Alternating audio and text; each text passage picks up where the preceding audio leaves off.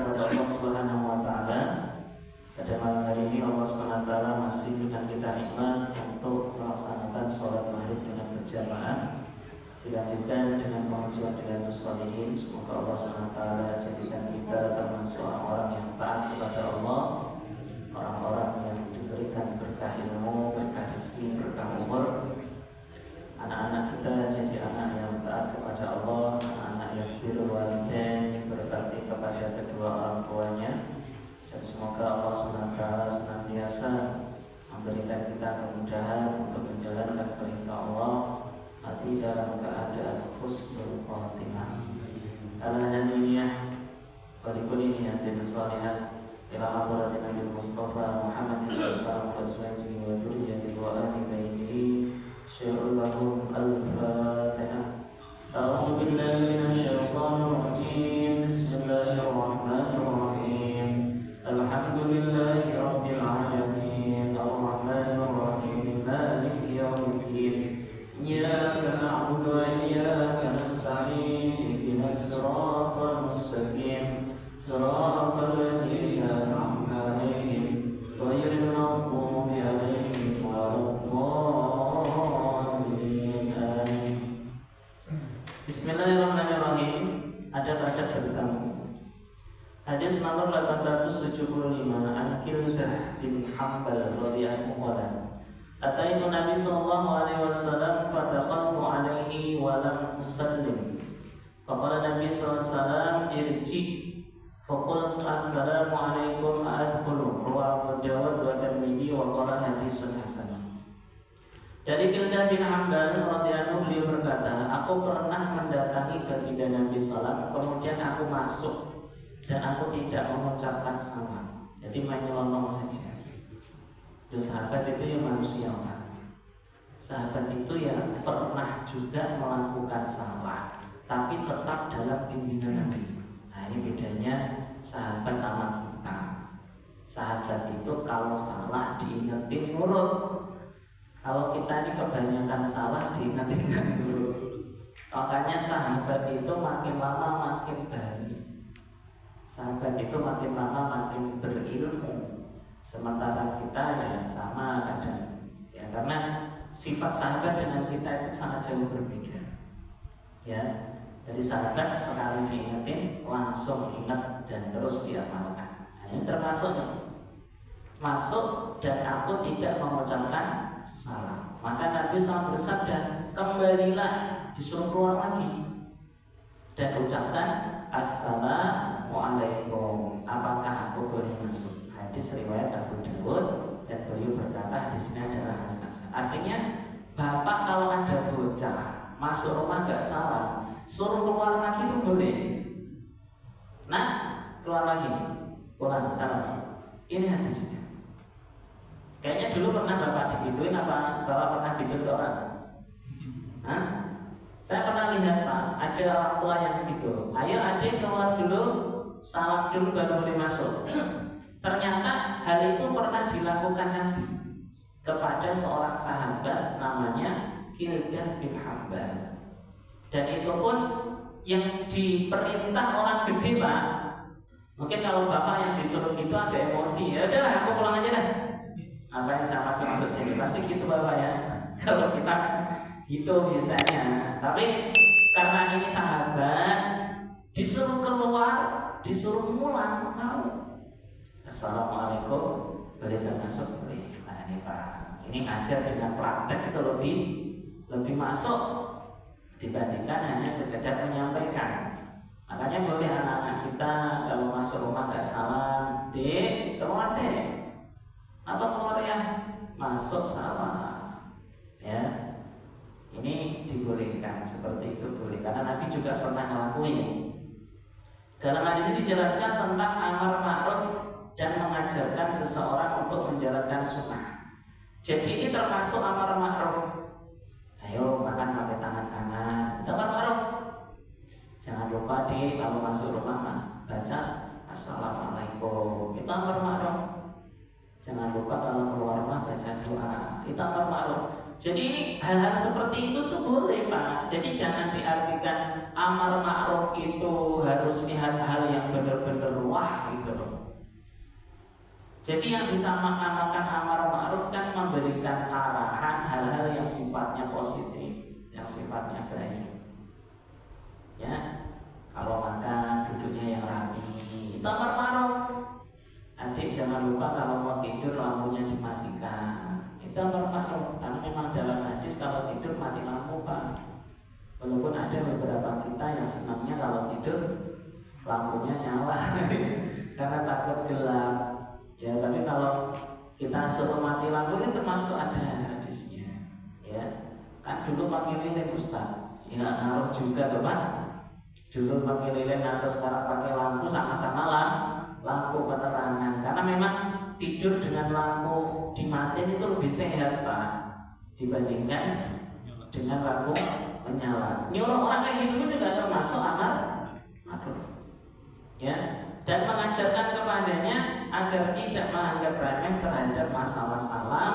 Maka bagi penghuni rumah diizinkan untuk menahan tamu sebelum dia mengucapkan salam dan izin yang benar. Termasuk angkat telepon. Bro, kabarnya gimana? Bro, salam dulu. Nah, boleh. Assalamualaikum. Ada kita kan suka nggak salam.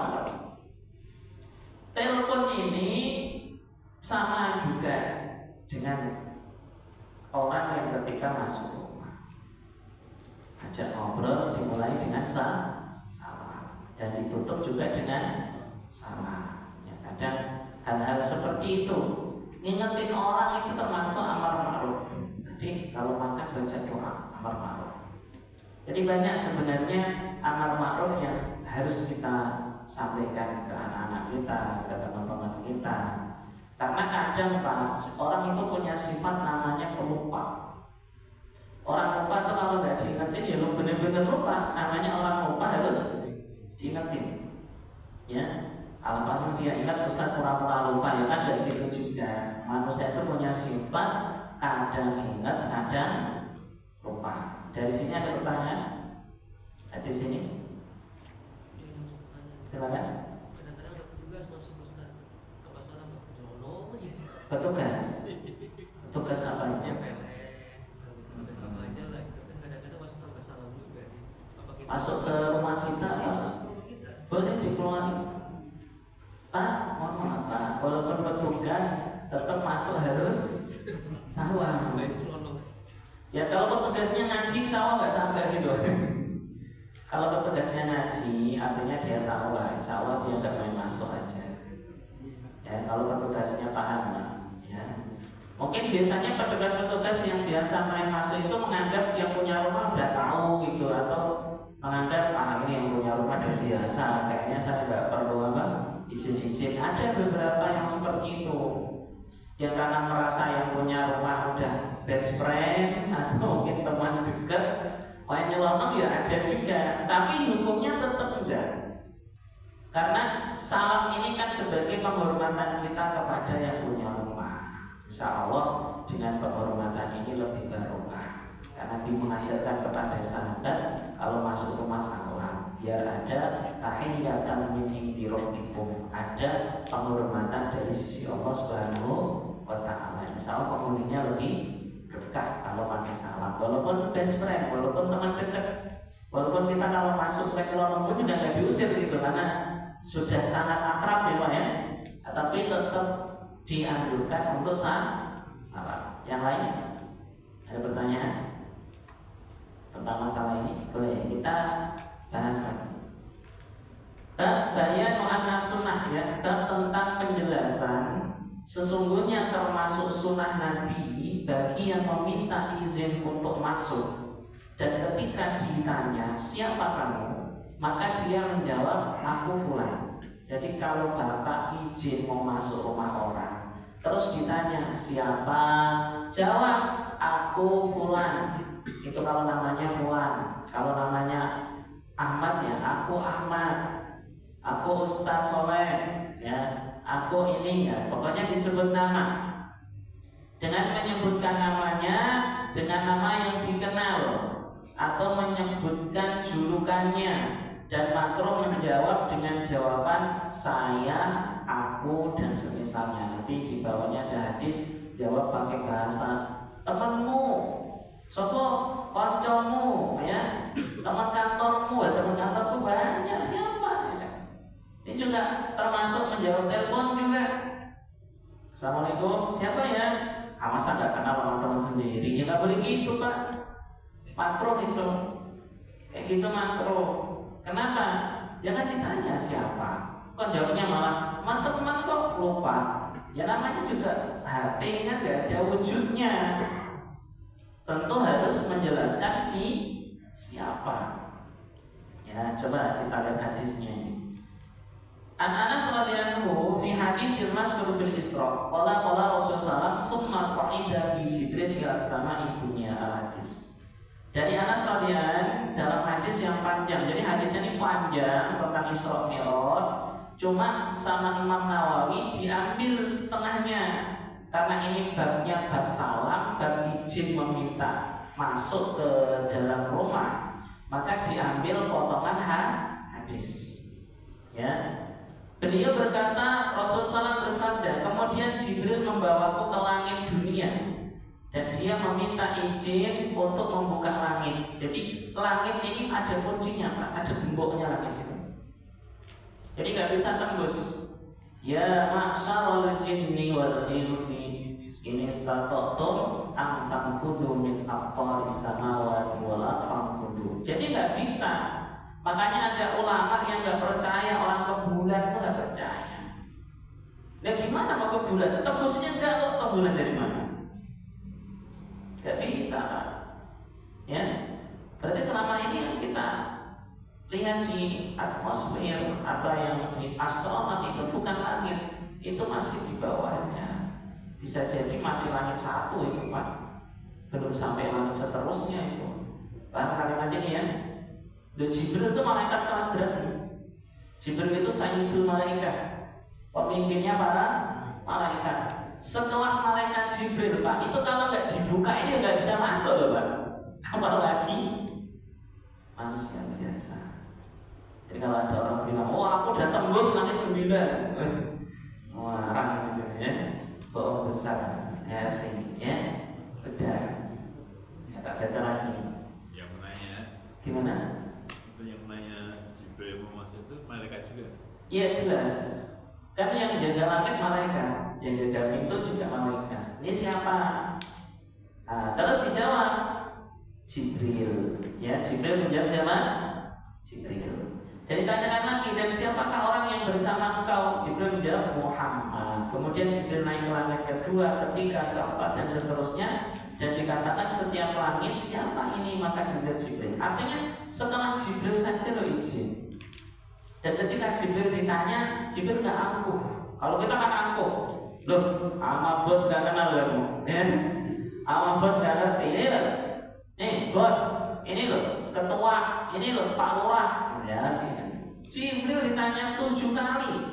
Langit 1 ditanya, mana ada siapa ini? Jibril. Waman ma'aka, sebelahmu siapa? Muhammad. Langit 1, naik lagi langit 2, ini siapa? Jibril. Sebelahmu siapa? Muhammad. Sampai 7 Pak.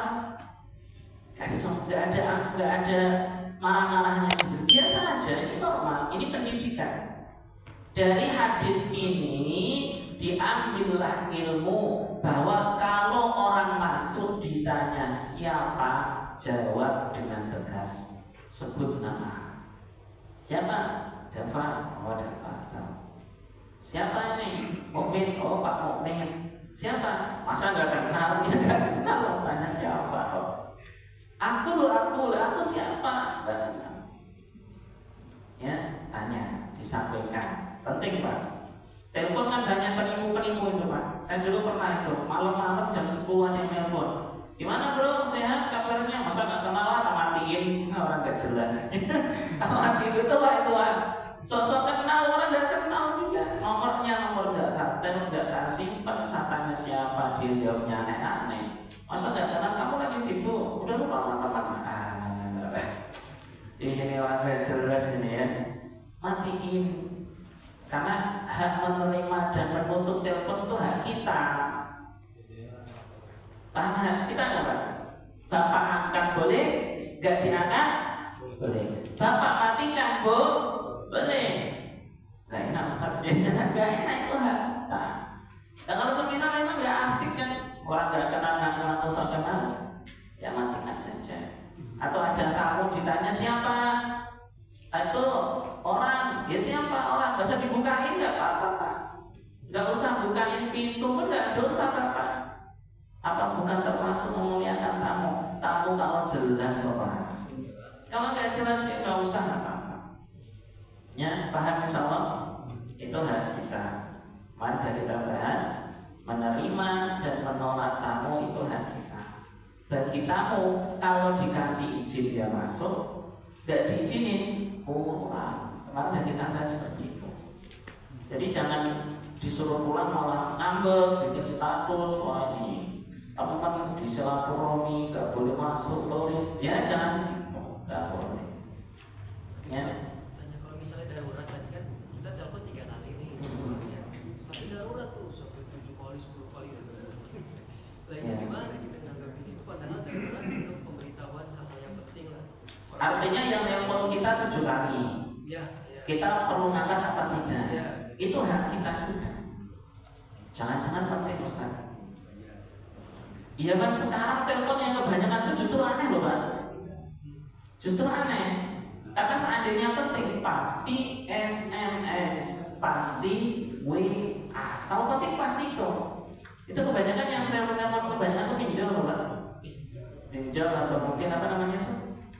Nomor-nomor yang DC macam-macam itu bisa sore sampai 12 kali, 13 kali. Bisa jadi nomor kita didaftarin gitu Pak. Kita nggak tahu ya. Artinya itu walaupun 9 kali, 10 kali. Kalau saya simpel, kalau dia teleponnya banyak, nggak ada SMS-nya, nggak ada WA-nya, nomor pun juga tidak saya simpan, nggak angkat. Kecuali ada habis telepon 2 kali nggak angkat, ada tulisan Assalamualaikum Ustaz Afwan, oh ini berarti benar orang dengar ini. Saya dari masjid ini, saya dari pengajian ini, jelas. Telepon banyak, nggak ada apa-apanya, udah nggak jelas ini. Ya, dan itu hak kita juga, mengangkat dan menutup itu hak kita. Paham insyaallah ya. Jadi ya jangan istilah nggak enak Ustaz. Ya. Udah kita ikut hadis saja. Kita kan nggak mesti orang di rumahnya dia ya. Tidak menerima tamu karena memang tamunya nggak nyaman, ya nggak apa-apa, itu boleh. Nabi pernah ada seorang sahabat karena di rumah Nabi nggak ada makanan, Nabi nggak terima tamu. Ada orang hijrah ke Madinah bertamu. Nabi tanya sama istri-istrinya, coba kamu tanyakan istri-istriku, ada nggak makanan di rumah? Utusan Nabi datang. Ya Rasul, kata istri-istri kau di rumah nggak ada apa-apa, adanya air doang. Ya udah. Ada nggak yang siap terima tamu ini? Berarti Nabi nggak terima kan? Berarti Nabi nggak terima tamu ini karena Nabi paham, oh diterima ya nggak ada apa-apa di rumah Pak. Adanya cuma air doang. Maka ada sahabat Ansor yang mengatakan saya siap menerima tamu ini. Ini menunjukkan bahwa menerima dan menolak itu hanya tuan rumah. Paham insyaallah? Ya, mengangkat telepon dan tidak mengangkat telepon itu hak Bapak. Cuma kalau Bapak tahu itu angkat Bapak dan Bapak nggak mengangkat karena ingin memutus silaturahmi, itu beda kasus. Banyak itu beda kasus. Bapak tahu itu teman kantor, Bapak nggak mengangkat telepon karena memang sebel sama dia, males sama dia, itu nanti beda kasus juga. Yang kita tanyakan tadi secara global, secara umum, boleh nggak Ustaz ada telepon masuk kita nggak angkat? Boleh, itu hak kita. Paham insyaallah Pak? Ya, ya Bapak angkat ya bil hikmah. Tidak diangkat ya mungkin bil hikmah. Mungkin lagi di jalan, lagi acara yang darurat, ya. Kalau diangkat juga gak kedengeran, ada darurat kencang banget, ya. Itu hak kita. Jadi bebas. Gimana? Jadi pengalaman Ustaz barangkali berguna untuk yang lain. Boleh. Saya itu kan ada telepon rumah. Jadi tiap tiap kali ada bulan dalam kurang lebih tanggal 20 atas gitu, selalu tiap 5 menit itu bunyi yang kalau diangkat yang keluar itu mesin. Jadi bicara mengatakan pelanggan yang terhormat akan diputus karena belum membayar. Nanti hubungi nomor sekian. Itu mau begitu. Tapi yang sebel itu 5 menit bunyi lagi. 5 menit bunyi lagi. Boleh diangkat apa enggak? Ya kalau nggak diangkat jangan-jangan berita penting. Jadi ya. Itulah manusia, Pak. Manusia itu kayak gitu. Jadi jangan penting, jangan kesulitan. Ya, itu boleh lah. Bapak nggak angkat ya boleh, nggak diangkat juga boleh. Ya, kembali ke pembahasan tadi. Ada lagi Pak yang ditanyakan? Silakan. Kalau misalkan ada tamu yang kita kenal gitu, tapi kan ini kan berhubungan dengan jauh lah ya, jauh lah sekarang. Oh, tamu-tamu jabatan. Iya, ya dari luar kan kadang-kadang kita nggak kenal tuh. Mungkin ada aktor, ada yang suka ada yang ambingin dari itu. Kadang-kadang kalau orang nggak kenal masih sing salon kita nggak buka kan, kita gimana tuh? Jadi kalau jamaah tabligh pun juga sama Pak, karena saya juga pernah melakukan hal itu. Kita simpel saja. Kalau yang di rumahnya keluar ya kita salaman, kita sampaikan. Tapi kalau di rumah nggak ada, kita pergi, kita nyari rumah yang lain. Sistemnya seperti itu. Artinya walaupun itu jamaah tabligh, walaupun itu Pak RT sekalipun, kalau Bapak memang nggak pengen terima tamu ya nggak apa-apa. Apa ya? Ada Pak RT, jangan dulu dah, atau boleh Pak. Waktu katakan Assalamualaikum, warga gak ada jawaban 3 kali, ya Pak RT harus pulang. Kan udah ada anjuran tertib hadisnya. Izin itu 3 kali. Ketika sudah Assalamualaikum sampai 3 kali kok nggak keluar yang punya rumah, ya pulang. Jangan malah tambah malah digedor, kamu warga nggak tertib, jangan gitu kali Pak. Ya bisa jadi yang di rumah lagi gak enak badan, bisa jadi di rumah lagi kebelet, kan nggak tahu Pak. Atau bisa jadi yang punya rumah agak takut lihat tamunya, wah tamunya serem-serem nih gak usah dibukain, ya silakan saja. Itu bukan termasuk kedoliman. Kedoliman itu apa sih Pak bahasanya? Ngusir orang di rumahnya sendiri itu dolim. Ada bapak masuk rumah orang yang punya rumah dikeluarin semua, itu baru dolim, nggak boleh itu. Orang rumahnya dia bapak usir itu gimana? Tapi ketika kita tidak ingin menerima tamu, kiai sering gitu loh Pak. Maaf Pak Kiai hanya menerima tamu pada asal. Terus kita bilang kiainya dolim itu ngarang, nggak boleh.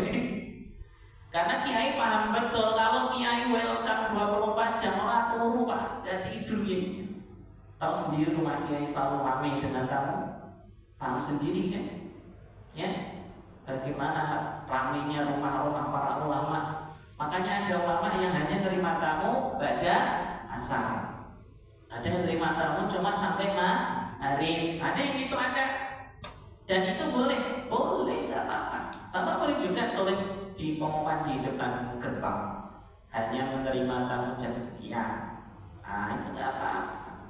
Boleh aja, nggak masalah. Bukan hal dolim. Dolim itu kalau yang di rumah diusir, ngusir yang punya rumah, ya terus kita tidur di situ, dolim. Nggak boleh. Ya, kalau itu, ya itu kan jelas dolimnya kalau itu Pak. Oh, masa yang punya rumah diusir? Ya, kalau bangunan liar ya itu urusan lain itu ya yang mati viral sekarang. Ini kita akan lagi bahas gimana hukumnya tidak menerima tamu, yaitu boleh itu orang masalah, itu hak kita. Ya, ada lagi? Cukup insyaallah. Boleh. Keterangan dalam hadis ini disampaikan sesungguhnya meminta izin diharuskan menyebut nama yang dikenal. Ketika yang punya rumah bertanya siapakah ini, dan larangan menjawab dengan kalimat sama. Nama yang dikenal Pak, kalau dia kenal bapak, kenalnya Bejo, terus bapak bilang Muhammad Abdullah, ya arti siapa? Muhammad Abdullah. Muhammad Abdullah siapa? Bejo, Bejo. Ya Bejonya aja disebut. Katanya orang-orang punya julukan. Saya itu punya saudara ipar, itu namanya Syairi, tapi orang tahunya Kumis, Bang Kumis tahunya. Itu ketika ada yang nanya, Ustaz, rumahnya Bang Kumis mana? Bang Kumis siapa? Saya nggak kenal saya. Bang Kumis Ustaz, nggak kenal. Nah saya nggak tahu Bang Kumis itu siapa. Begitu dia pergi, katanya nomor tua Bang Kumis itu ya para Syairi. Astagfirullahaladzim. Coba ini terjadi hal seperti itu. Artinya gini Pak, orang itu kalau punya nama dua, nama asli sama nama panggilan, ternyata yang punya rumah kenalnya nama panggilannya, dia sebut nama panggilannya. Paham Pak ya? Ya sebut mana panggilannya Bang Kumis, ya bahasa Bang Kumis. Oh tahu, walaupun nama aslinya bukan itu. Ya. Jadi makna nama di sini sekiranya yang punya rumah yang berkahnya kenal dengan nama tersebut. Contoh dia RT. Siapa ya? Oh aku Pak Abduo. Abduo siapa? Pak RT. Oh Pak RT baru kenal Pak. Ada nggak yang kenal Pak RT tapi nggak kenal nama aslinya RT? Ada kan? Ada. Ada yang kenal namanya Pak Ustadz tapi namanya nggak tahu. Saya tahu dia Ustadz tapi namanya siapa saya nggak tahu. Ada yang seperti itu. Ada yang kenal itu Pak Camat tapi nggak tahu nama aslinya. Ya itu kan macam-macam lah hal-hal seperti itu.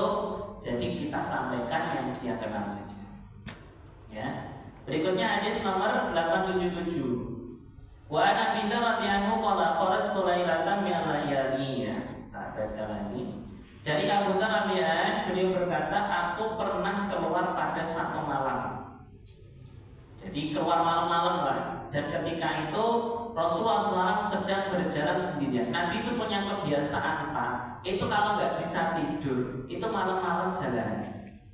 Kadang Nabi ke belakang kaki, kadang Nabi ya iseng aja jalan aja. Saya pernah ngelakuin kok jam 1 saya keluar rumah.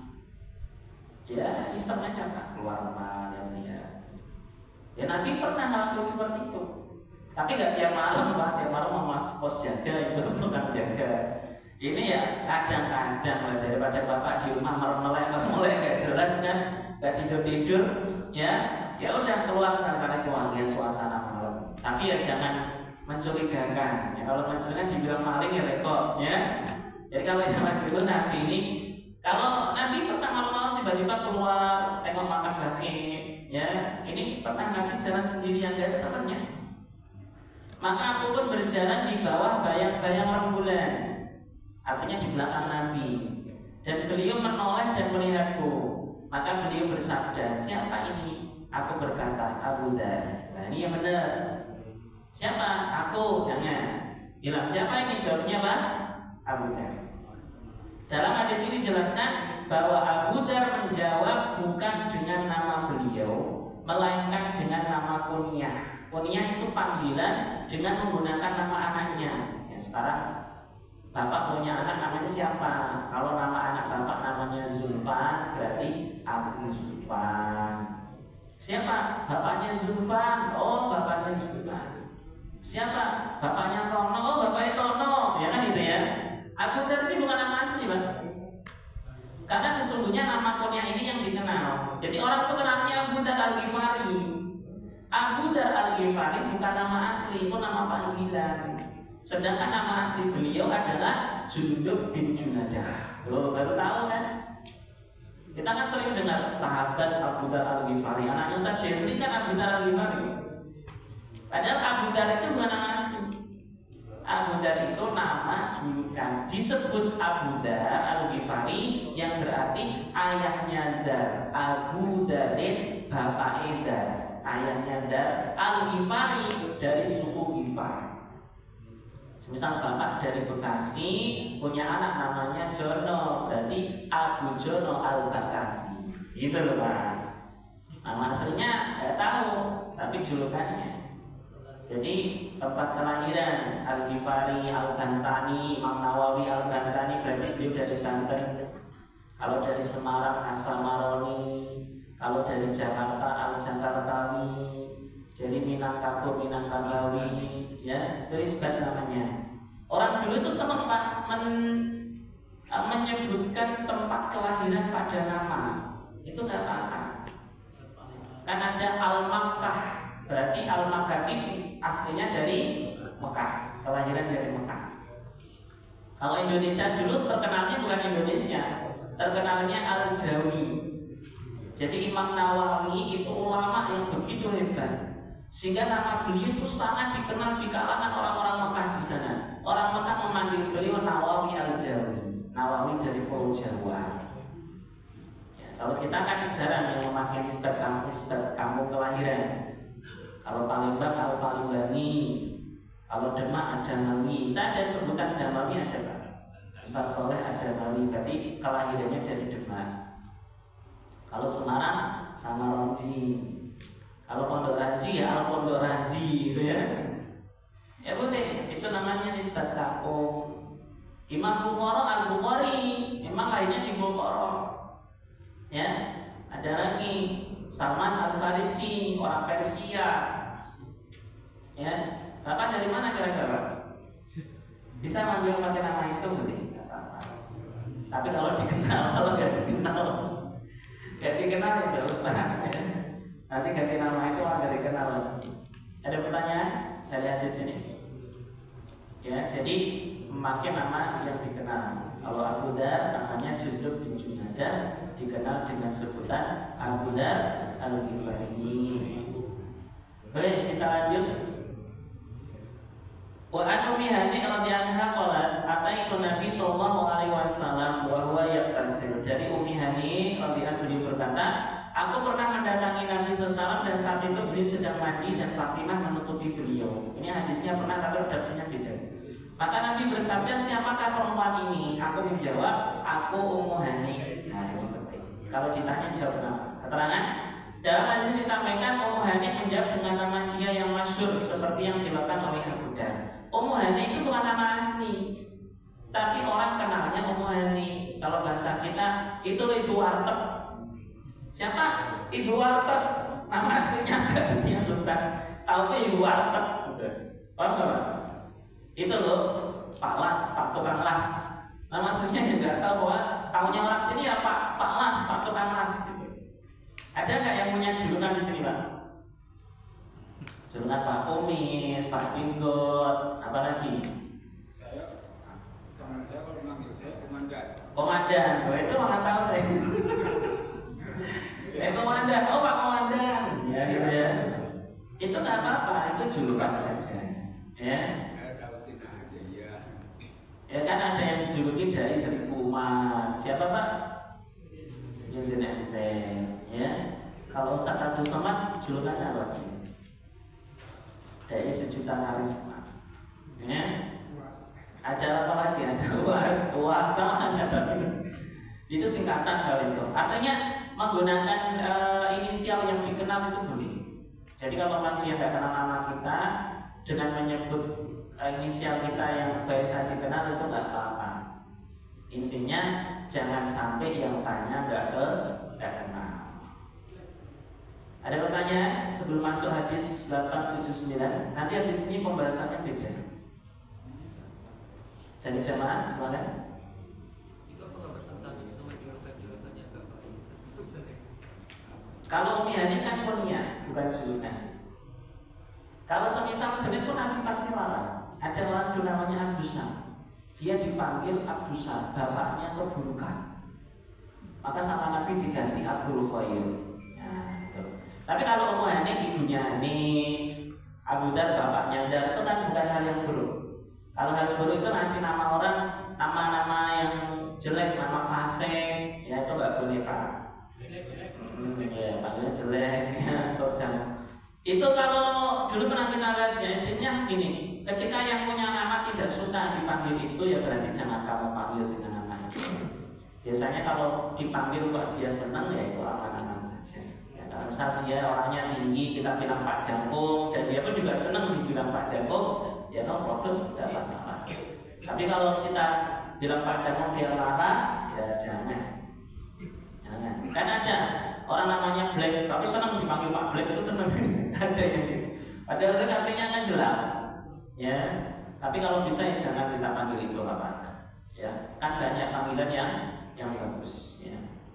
Berikutnya dari Jabir radhiyallahu anhu, beliau berkata, aku pernah mendatangi Nabi, kemudian aku mengetok pintu, lalu beliau bersabda, siapa ini? Aku menjawab, aku. Maka Nabi bersabda, aku ya, anak-anak, kata Nabi. Seakan-akan beliau tidak memilih kalimat ini. Keterangan dalam hadis ini dijelaskan bahwa mengetok pintu bisa menjadi ganti atau simbol dalam minta izin. Ngetok pintu tandanya ingin masuk. Yang kemarin ngebel, ya bel boleh-boleh saja, tapi tetap pakai salam. Jadi bel tidak mengganti salam, ketok pintu tidak mengganti salam, tapi hanya mengganti izin. Jadi boleh masuk, boleh diganti tok tok tok tok. Nah, berarti tanda memang pengen masuk. Kalau sekarang bel berarti pengen masuk. Jadi kalau nggak mau ngomong boleh masuk, boleh diganti dengan ketokan gitu, atau diganti dengan bel.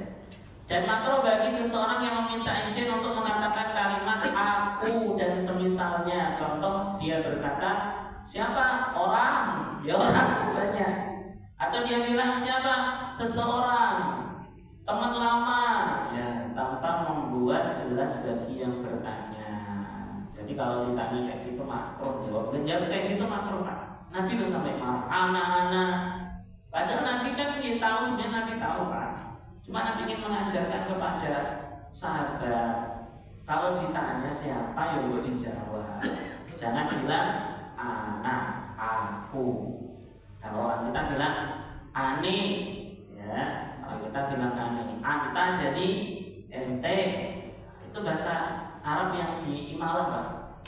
Imalah itu kan dijadiin majroha, majriha, wadduha, wadduhi, anta, ante, ente, anta jadi ente, ana jadi ane, ya silakan boleh, ya. Nah itu bahasa imalah itu. Tapi yang jelas kalau ditanya dijawab, jangan bilang aku. Mengatakan aku itu aku. Ada pertanyaan sebelum masuk ke pembahasan lain dari jemaah? Gak ada? Cukup? Boleh. Bab disunahkannya mendoakan orang yang bersin ketika dia membaca hamdalah, dan makruh mendoakan orang yang bersin ketika tidak membaca hamdalah. Jadi kalau orangnya bersin baca alhamdulillah, sunnah didoain.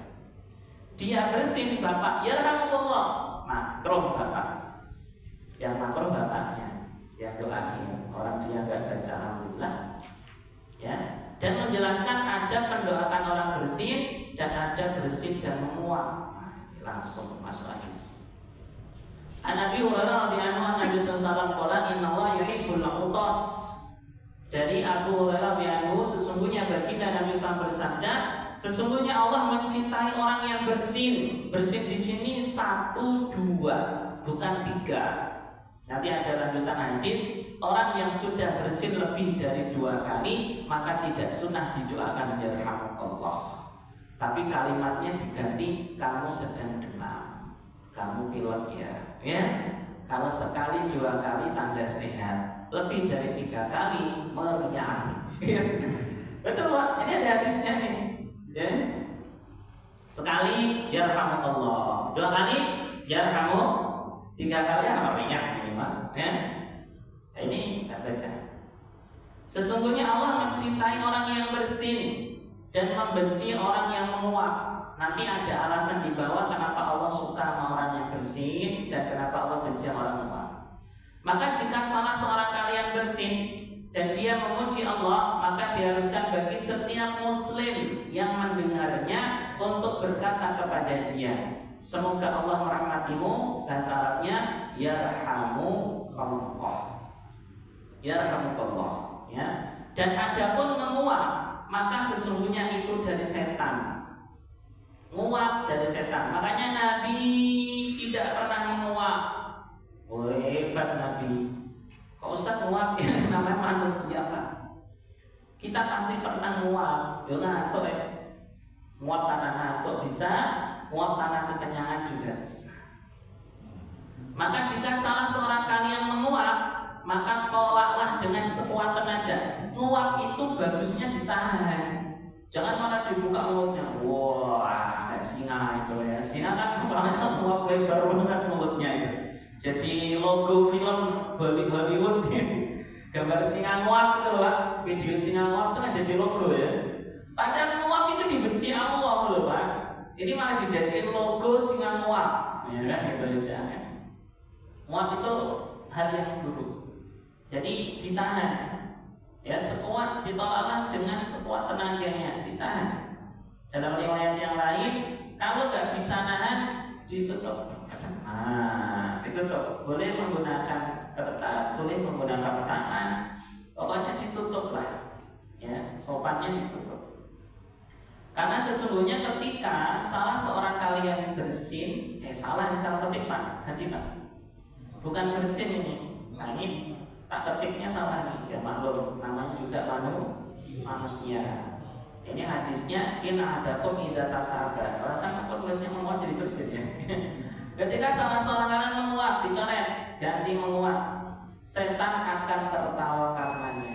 Jadi kalau ada orang menguap, setan tuh suweneng Pak. Koncoku ini. Karena menguap itu simbol pemalas. Nanti keterangannya ada. Dan setan sangat senang dengan orang pemalas. Paham Pak? Karena dia nguap. Oh, koncoku ini, temanku ini, best friend ini. Nah, maka dia senang setannya ketawa. Jadi itu penyebabnya ini, keterangan. Apa hikmahnya bersin menjadi sebab cintanya Allah kepada hambanya? Kenapa sih Allah suka sama orang yang bersin? Hanya ada alasannya. Dikarenakan bersin disebabkan karena badan yang ringan. Artinya bersin itu tanda badannya itu sehat, pori-pori yang terbuka, dan tanda seseorang tidak terlalu kenyang. Sehingga hal ini akan membuat dia semangat dalam beribadah. Jadi orang bersin tandanya sehat, sehat tandanya kuat, kuat tandanya semangat ibadah. Itu loh Pak. Makanya Allah senang orang bersin. Ya, berikutnya, sedangkan menguap dibenci Allah dikarenakan terjadinya menguap karena beratnya badan.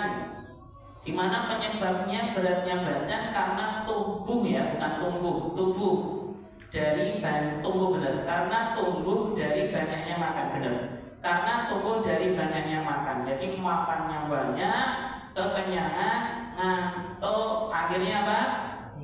Mual. Dimana penyebab beratnya badan karena tumbuh dan dari banyak makan dan senantiasa makan, sehingga akan dapat membuat orang yang menjadi malas dalam beribadah. Jadi alasan Allah benci tasawuf, Allah benci menguap. Orang nguap simbol males Pak. Benar nggak? Ayo kerja bakti, wah, nguap, tuh Pak. Ya? Benar nggak Pak? Orang kalau nguap itu semangat atau males? Coba, orang nguap itu simbol semangat apa simbol males? Simbol males, ya ngantuk, ya capek. Kalau orang males pengennya apa? Tidur, ya kan? Makanya Allah nggak senang kalau ada orang nguap. Setan yang senang, nguap, cocok nih. Dengan dengar adzan subuh kenceng nguapnya. Dengan adzan maghrib bisa nguap, wah ini teman ini best friend ini. Mau senang setan, tawa-tawa dia. Dan Imam Khulaini berkata, hikmah dibalik disyariatkannya membaca hamdalah bagi yang bersin adalah bahwa bersin dapat mengusir bahaya dari otak yang di dalamnya terdapat kekuatan pikiran. Makanya orang gila gak ada yang bersin Pak. Orang gila kok bersin waras. Jadi bersin itu bisa mengeluarkan penyakit-penyakit otak itu. Tapi kan bersin tidak bisa dibuat-buat kan? Ya mungkin pakai wadah ya. Tapi kan dengan dia bersin kan berarti wadah-wadahnya keluar itu, penyakitnya keluar. Kalau sekali, kalau 2 kali, 3 kali ya bingung. Dan dari sanalah muncul saraf-saraf yang menjadi sumber rasa. Maka sudah sepantasnya kita menyambut nikmat ini dengan memuji Allah. Jadi kenapa orang bersin disunahkan baca alhamdulillah? Karena ibarat penyakit-penyakit yang ada di saraf-saraf otak itu keluar semua Pak. Dengan bersin itu keluar semua. Cuma ada beberapa orang Jawa bilang bersin, habis diomongin orang saya Ustaz, ya gitu ya. Ada yang punya apa itu? apa simbol ya, katanya kalau bersin diomongin orang. Ya bisa jadi, tapi nggak boleh percaya itulah.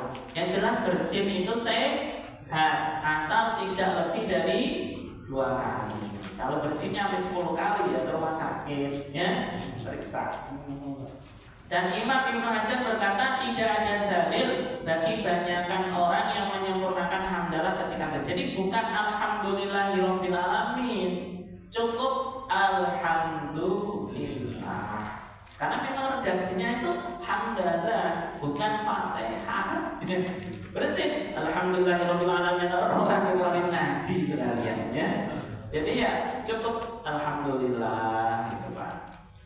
Ya nambah rabbil alamin jadi fatihah nanti. Makanya kata Ibnu Hajar ulama besar dia mengatakan belum ketemu dalilnya kalau mengatakan hamdalah jadi fatihah. Ada pertanyaan sebelum tutup silakan. Jadi masalah bersin kan, kalau kita bersin baca hamdalah, terus yang dengar dalam kita kalau kita yang bersin dia kalau kita terus kita jawab kalau dia perempuan gimana? Kita disiapkan balas lagi kan? Jawab lagi, yahdikumullah wa yuslim lakum. Perempuan juga sama. Ya, bukan jadi ilah, bukan jadi ilah. Bismillah. Ya, alhamdulillah gitu, bukan. Oh itu domirnya saja. Kalau laki-laki yarhamu Allah, kalau perempuan yarhamu hillah.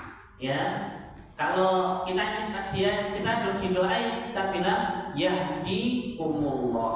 Kalau perempuan yahdi kunillah, yaitu domir grammar Arabnya saja. Tapi Bapak memakai yahdikumullah pun nggak apa-apa sih, karena aku maknanya jamak, artinya untuk umum.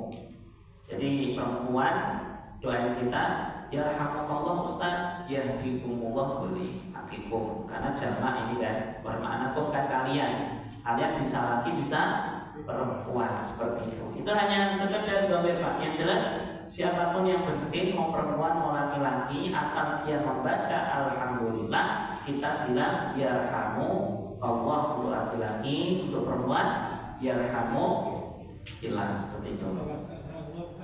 Gimana? Mau muapnya, perkataan itu kan kayaknya gimana gitu, sama kita muap terus tutupin gitu. Ditahan itu bisa dengan menahan atau kita tutup saja seperti ini kan. Nanti ada redaksi berikutnya di hadis. Jadi ketika sholat ditahan berat, tutupin aja udah. Seperti itu boleh menggunakan tangan. Yang jelas yang nggak boleh kan nggak ditahan dilepas sampai keluar suara gitu ya. Itu yang bikin setan apa? Senang juga ya, karena kan gak enak juga Pak sholat diimamin makmumnya wah ini ketahuan imamnya lagi males gitu kan imamnya suruh cepet-cepet ya ini seperti itulah konsepnya. Intinya muam itu simbol kemalasan, tasab bersin simbol sehat. Jadi Allah senang yang sehat-sehat, yang semangat, dan Allah tidak suka yang pemalas. Semoga Allah terima pengajian kita, amin. Subhanallah, asyhadu an la ilaha illa anta, astaghfiruka wa atubu ilaik. Assalamualaikum